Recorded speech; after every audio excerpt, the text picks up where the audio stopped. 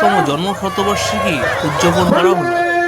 এই জন্মশতবার্ষিকী উদযাপনের মধ্য দিয়ে আমরা দেশবাসীকে একটা বার্তা দিতে চলেছি।